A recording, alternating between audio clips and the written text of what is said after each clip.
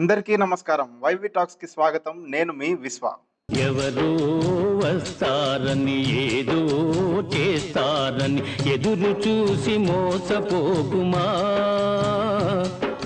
నిజము మరచి నిదురపోకుమా.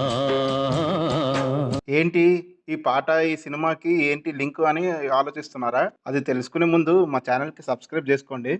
ఇక ఈ వీడియో నచ్చితే గనక లైక్ చేసి షేర్ చేయండి.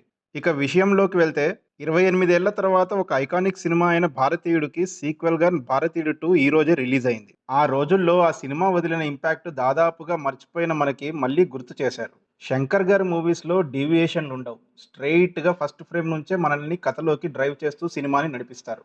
అలానే ఈ మూవీ కూడా స్ట్రెయిట్‌గా స్టోరీలోకి డైవ్ ఇన్ అయిపోతుంది.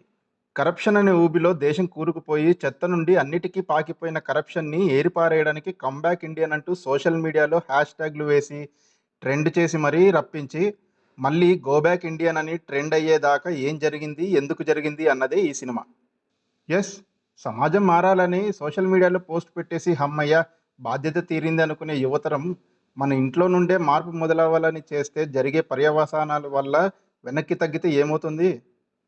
Be the change to bring the change అన్న దానికి కట్టుబడలేని ప్రజలు సమాజం మారాలని కోరుకోకూడదు అని చూపిస్తుంది ఈ మూవీ.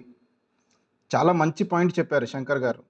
ఓటు వేసే సామాన్యుడి నుండి ప్రభుత్వ అధికారులు, కార్పొరేట్ వ్యాపారులు, రాజకీయ నాయకులు అందరిది తప్పే అని ఎత్తి చూపుతుంది. యాజ్ యూజువల్‌గా ఈ సినిమాలో కూడా శంకర్ గారు ఆయన స్టైల్ ఆఫ్ మేకింగ్‌తో గ్రాండ్యూర్‌గా చూపిస్తూనే కొన్ని చోట్ల కాస్త ఓవర్ ది టాప్‌గా సాగిన యాక్షన్ సీక్వెన్సెస్ అండ్ చేస్ సీక్వెన్సెస్‌ని పక్కన పెడితే సినిమాలో చూపించిన కోర్ పాయింట్ చాలా బాగుంది. భారతీయుడిలో జరిగిన మ్యాజిక్ కాస్త మిస్ అయినట్టు అనిపించినా ఓవరాల్‌గా మూవీ అయితే బానే ఉంది. పాత సినిమాలో పాటలు కూడా సినిమాకి బాగా ప్లస్ అయ్యాయి. కానీ ఈ మూవీలో పాటలేమంత మ్యాజిక్ క్రియేట్ చేయలేదు. బ్యాక్‌గ్రౌండ్ మ్యూజిక్ మాత్రం ఇరగదీశాడు అనిరుద్. అక్కడక్కడ పాత సినిమాలోని బీజీఎంని వాడినా కూడా తన ఎసెన్స్‌ని యాడ్ చేశాడు. సినిమాటోగ్రఫీ, ఆర్ట్ సినిమాకి చాలా ప్లస్ అయ్యాయి. వీఎఫ్ఎక్స్ అండ్ యానిమేటెడ్ విజువల్స్ కూడా చాలా బాగా కుదిరాయి. ఇక ఉలగనాయకన్ కమల్ హాసన్ మళ్ళీ సేనాపతిగా చాలా బాగా చేశారని చెప్పడం మనకి కొత్త కాదు, అతిశయోక్తి కాదు. ఆయన గురించి, ఆయన నటన గురించి మాట్లాడేది ఏముంది? సపోర్టింగ్ రోల్స్‌లో సిద్ధార్థ, బాబీ సింహ, రకుల్ ప్రీత్ సింగ్, ప్రియా భవానీ శంకర్, నిడుముడి వేణు అదే ఓల్డ్ భారతీయుడులో సీబీఐ ఆఫీసర్ కృష్ణస్వామిగా చేశారు కదా ఆయనే. ఇంకా సముద్రకని, వివేక్, జగన్ వాళ్ళ రోల్స్ వాళ్ళు ప్లే చేశారు. ఇంకా ఈ సినిమాలో ఎస్‌జే సూర్య రోల్ ఫుల్ లెంగ్త్ లేదు, నెక్స్ట్ పార్ట్‌లో ఉంటుందని ఆల్రెడీ చెప్పారు. అలానే ఉంది ఈ మూవీలో. ఇక స్పెషల్ అపియరెన్సెస్‌లో బ్రహ్మానందం, గుల్షన్ గ్రోవర్, పీయూష్ మిశ్రా, జాకీర్ హుసేన్ కనిపిస్తారు. ఎండ్‌లో ఇచ్చిన క్లిఫ్ హ్యాంగర్ చూస్తుంటే భారతీయుడు బ్యాక్ స్టోరీ ఇంకా ప్రెజెంట్‌లో జరగబోయేది నెక్స్ట్ పార్ట్‌లో ఉంటుందని హింట్ ఇచ్చారు. ఈ సినిమాకి నా రేటింగ్ 3/5. ఎందుకంటే అక్కడక్కడ కాస్త లాగ్ అనిపిస్తుంది. అంటే తీసేయాల్సిన సీన్స్ అని కాదు, ఆ సీన్స్ లెంత్ కొంచెం ఎక్కువయ్యాయి అంతే.